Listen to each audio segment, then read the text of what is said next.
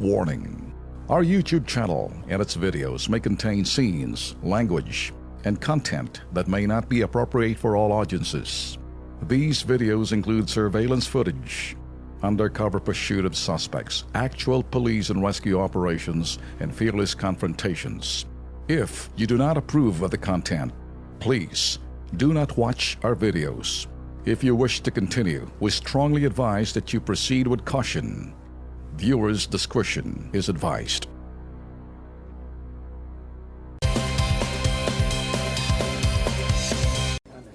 Okay, dito tayo, Ben. Kasama ho natin sa studio sina Edgardo Salvador, Orlando Salvador, Maria Teresa Salvador at maging si Arlene Santa Romana.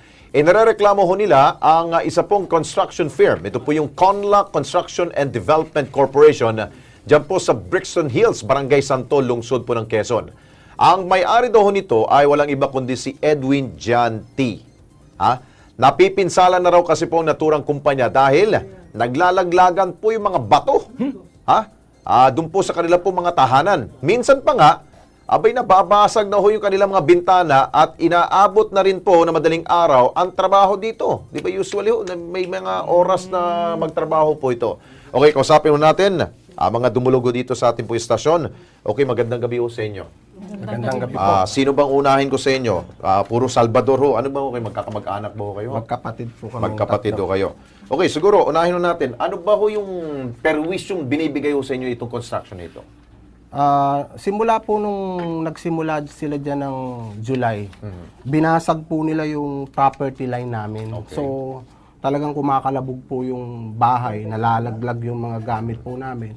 So, ito po yung property line. Oo. Ito, may mga video na ho tayo niyan. No? Binasag po nila yan. Tapos po, wala po silang safety net nung mga time na yon. Okay. Tapos po, kung magtrabaho po sila, inaabot po sila ng alas 12, alas 10. Tapos minsan magsimula sila, wala pang alas 7. Tapos Parang minamadali. Ay, opo, minamadali Minamadali po, nakakontrata po ata. Okay, linawin lang natin dito. Ito ay isang, ano ba to? Ano ba tong ginagawa ng building dito? Ano ba to? Barracks ba to? O ano Commercial ba to? po. Commercial. Ilang floors so itong... Fifth floor po, nasa fourth floor na po sila, pero wala po silang building permit. Okay, it's a 5-story commercial building ang tinatayo ho nila. Sinabi ho ninyo walang building permit? Opo. Okay, paano ho ninyo nalaman ho na walang building permit Kumuha po ito? ako sa City Hall, Okay. nag-request po ako. Ito po yung certification na wala po silang building Anong sinasabi ho dyan? Pakibasa ho. This is to certify that as per our available records on file and with the building permits administration system, no building permit was found under the name of Conla Construction and Development Corporation for the ongoing construction of 5-story building located at 75 Brixton Hill, Barangay Santol. So, ibig sabihin, kung meron na ho kayong certification po sa ating pong gobyerno, bakit malakas pa ho itong pagpapagawa ng kanilang building ho dyan? Meron ba ho silang kapito sa gobyerno? Yun po ang hindi ko maintindihan kasi po may cease and desist order na rin po sila na nakuha ko po sa City Hall. Okay. November 19 po rito. Despite this, wala po silang safety measures na pinapatupad. Malaki po ang napeperwisyo sa amin. Nate-threaten po yung buhay namin kasi naglalaglagan po yung mixed gravel and sand po doon. Nung January 5 po, may bumagsak po na mixed gravel and sand doon po sa room.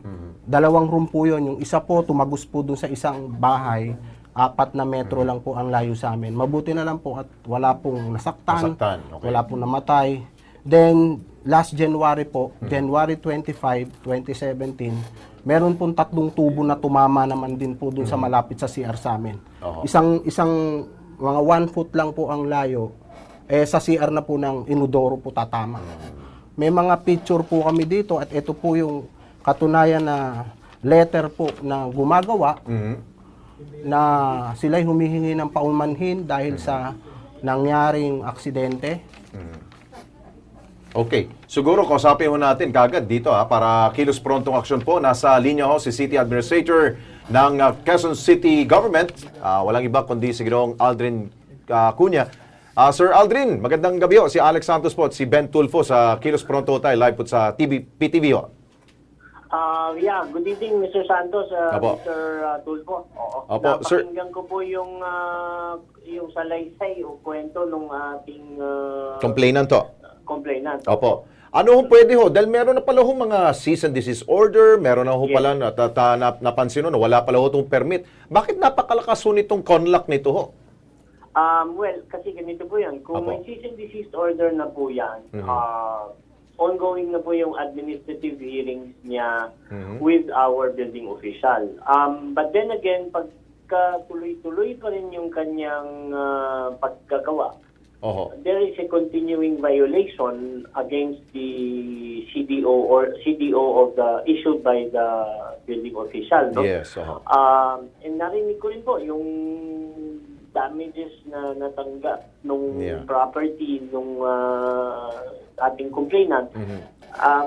Mabuti siguro kung bibigyan din niya kami ng kopya. Hindi ko lang po nadinig kung naisumite niya po yung kanyang sustained damages sa ating building official para may sufficient basis tayo to impose additional penalties to the contractor or the developer. Okay, Sir Aldrin, pasagot natin. Ito bang mga reklamo ninyo nakarating na ba sa City Hall ito? Opo, meron. May mga kopya na rin sila doon? Opo. Oh, yun. Yung December 23 po, pumunta po ako doon para magreklamo. Humingi po ako ng certification na talagang wala silang building permit, saka yung complaint, pati yung cease and desist order na talagang ongoing, pero gumagawa pa rin sila. Ayun. Then, December 27 po, nag-file po ako, lahat po ng mga pictures, binigay ko po doon sa 9th floor building official. At Siguro, Sir Aldrin, mukhang kailangan dito yung pasiklaban nyo kami dito sa Kilos Pronto. Baka mukhang sumusobra na ho itong conlock nito eh. Ano pwede ho natin gawin kagad na ura-urada? Kilos Prontong action po dito. Ay, pagkatapos po nitong usapan natin ngayon at patatawag po natin yung at tatawagan ko po ating building official, ano? Yes. At magpapapunta po tayo ng inspector bukas doon sa Brixton Hills, sa Barangay Yes. Santol para maikutan uli at kung gagawin po natin ng paraan na tumigil sila ng sa paggawa. Number one, there is clearly a violation of the National Building Code, no, as far as yung installation of safety measures, no, pagdating sa construction activities. Kailangan may Yes. safety net yan eh. Yes, So, pag may nahuhulog na construction materials, kailangan may sumasalo. Hindi yan po pwedeng bumabagsak sa kapitbahay. Ayaw na ho natin humantong kasi ho na meron pong mabibiktima ho dyan na tao. At Ito, may masasaktan. Opo. ito bagay pa lamang ho to, mga part lamang ho ng mga tahanan ho nila ang nadadamage. Pero wag na ho tayo humantong po doon na meron pong masaktan, may mamatay po ho dyan bago tayo umaksyon po dyan. Totoo po yun. Makakaasa po kayo na gagawin po natin action yan. Bukas po, magpapadala po tayo ng inspector. Sir Aldrin, si Ben kasama ko dito. Sir Aldrin, meron lang ako. Hindi ba may cease and desist order na to? May cease and desist order Okay, na po. din dapat they should stop building muna. Yeah. Bakit Technically, patuloy ho? Dapat siguro ipasara na natin siguro to. Baka siguro lagyan na natin ng bakod diyan, wag na pumasok yung mga kumag din diyan. Technically, sir, dapat hindi sila gumagawa dahil may CDO sila. Because number one, ayon na rin po sa certification ng ating building official. Pwede ho ba Wala natin, siyang- Sir Aldrin, implement na lang yan? Total, anyway, meron pa naman, buhay pa naman, it's still standing yung cease and desist. Baka pwede ho namin bukas mga-cover na rin sa Kilos Pronto para patigilin na talaga. This time, ibang usapan dahil sila ho'y na Kilos Pronto at Kilos Pronto rin ninyong gagawin. Kaya sila Kilos Pronting tigil na rin. Sakaling mapitikan ho namin sila patuloy ang kanilang pagko-construct dyan. Siguro, kadinahan na ho natin buong establishmento na yan. Huwag na ho sila makapasok. Opo, Sir Ben, hindi naman po nawawalan ng poder ang ating pamahalaan na lalo na ang ating building official. Pwede rin tayong makiusap sa ating law enforcement agency na tulungan ng ating building official to enforce the CDO. No? Ang pinakamalapit na police station dyan sa Brixton Hills, dyan sa may Barangay Santol, ay yung ating police station dyan sa may Galas area. Okay. Ayun, kailangan ho. Kung pwede, pull out lahat ng mga kagamitan ho nila doon at wala nang gagawin pong construction ho doon. Ganun po yun, Sir Aldrin. Opo, yun po talaga ang ibig sabihin ng cease and desist Yun. order. No? Yun. Tigil muna hanggang hindi Yan. ka nagko-comply sa mga requirements ng national building code. Lagot sila ngayon. This is clearly a violation of, of a national patay. law. This is not a violation of an ordinance. Pag Pagbatas nalam- na po yan eh. Pag nalaman ho namin, Sir Aldrin, na merong kapit itong may-ari ng Conlac na ito, naku po, sano'y tulungan ho kami kung sino pwede ho natin sapakin ng ulo ho. Kung sino pong padrino ho niya dyan. Kasi susunod po niyan, pagka hindi po sumunod yan dito sa ating local building official, pwede naman natin iakyat pa uli yan sa secretary, secretary ng ating kagawaran ng Public Works and Highways, Ayun. the national building official po. Sige po. Okay, Sir Aldrin, thank you so much. At alam naman ho namin ang Quezon City Government ay madali hong lapitan at kumikilos po. Thank you, sir. Maraming salamat po. Ayun. Kay Lex, para malaman natin, tinatawagan ho natin itong nagmamay-ari nitong building na Conlac. to, si Conlac. Ayaw ho sumagot. Ano pangalan ng may-ari nito? Ulysses Joe YQ po ang UYQ. Opo, yung Ano ba ito? Pilipino? Chinese po yan. Ulysses? Ulysses. Ang kanyang Joe apelido? YQ. YQ. Opo.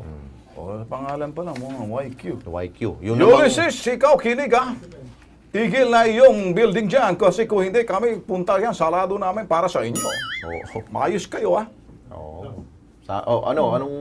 Ayos na. Makakatulog na kayo ng mahimbing. I'm sure, baka by tomorrow, ayos na ho yan. Opo, kasi alam po namin merong May worker gumagawa dyan pa rin eh. Sa Ayun, mga- puntahan natin bukas. Bukas, pag merong nagtatrabaho dyan, pakulong natin. Yan. Sige. Kung kayo dyan sa, yung naggagawa ng construction ng Conlac, kung patuloy pa rin kayo, maghanda-handa na kayo pang overnight ninyo sa kulungan. Di ba? Wala titigas ang ulo Marami Okay, pong yun. na-damage sa amin eh. Ayun. Isa pa yun. Hingi nila ng Nasa damage. 150,000 na. Okay. Sige po. Thank you sa pagtitiwala ho ninyo. Sa programa. Salamat po ng marami Salamat sa iyo. ha. Okay.